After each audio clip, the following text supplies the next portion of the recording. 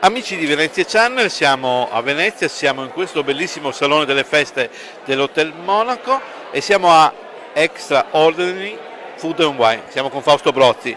Fausto, secondo anno di Extra Food and Wine, ma cosa è cambiato oggi? Mi sembra molto.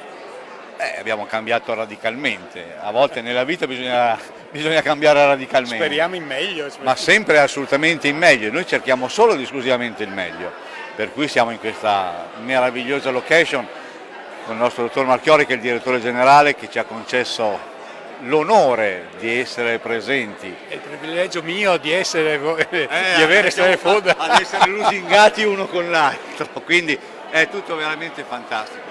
La location parla da sola, è inutile, anzi lui vi spiegherà ancora altre cose particolari che sono belle da ascoltare perché proprio è la storia. Poi insomma sei qua, sei sul Canal Grande, fai colazione sul Canal Grande, siamo nella storia di Venezia perché è la sede del primo casinò, i produttori sono... Io vorrei aggiungere un'altra cosa, Fausto, le eccellenze non potevano che trovare dimora in uno spazio di eccellenza come questo. Ma assolutamente, anche perché comunque la ricerca che io ho fatto è stata quella di trovare il meglio del meglio del meglio.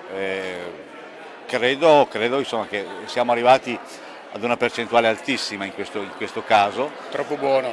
No, è la verità, è la verità. Quindi... Facciamoci raccontare dal padrone di casa qualcosa su questo salone delle feste, questo spazio che uno non se lo aspetta all'interno di un hotel. No, è in pratica attualmente la nostra sala dei convegni, delle gala, delle sfilate di moda, ma in passato è stato il primo casinò al mondo, il primo posto dove si poteva giocare d'azzardo con delle regole precise. Siamo nel 1638, i veneziani della Serenissima erano molto gaudenti, si divertivano in piazza San Marco, in tutti i sensi. Questa cosa alla Curia evidentemente non andava bene.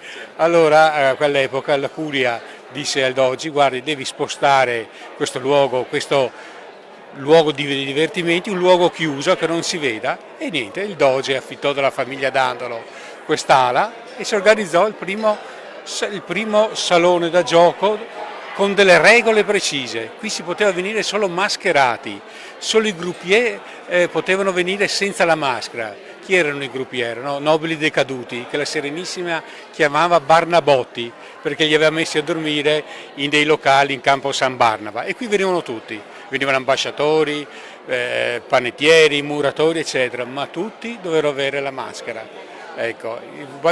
È stato bello in qualche modo trovare questo spazio e dedicarlo appunto a questi produttori che sono produttori esclusivi, che quindi qualche modo trovano affinità con questa struttura. Sì, no, ma quando Fausto è venuto a trovarmi a novembre scorso ho subito intuito questo incontro di eccellenze, l'eccellenza dei cibi, la qualità dei prodotti e l'eccellenza, spero, dell'accoglienza. Il nostro è un albergo che lavora bene, siamo in centro città, abbiamo la laguna di fronte, l'isola di San Giorgio, la chiesa della Salute, piazza San Marco è a un minuto. Io mi ricordo qualche anno fa qui l'allestimento del pranzo di Natale dell'Ice Veneto, dei sommelier dell'Ice, è una grande occasione anche quello, cioè è un posto veramente che hai scelto, ma come hai fatto a sceglierlo, Paolo?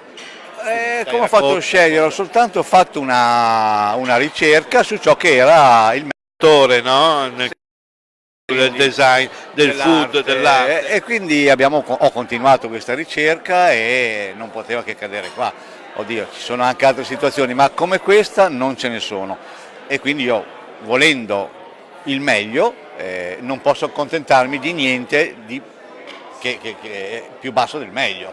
Tra l'altro vedo c'è tantissima gente, tutti come dire, curiosi di avere informazioni di questi prodotti, quindi sono tutti le postazioni. Una cosa importantissima è che, come vedete, ad esempio, non ha niente a che vedere con quelle che sono le manifestazioni fieristiche classiche, no? Dove si paga un biglietto e tutto il resto.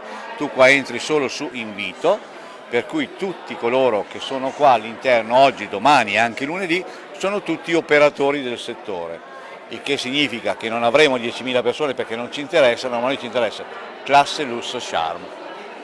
Uguale qualità. Uguale a qualità.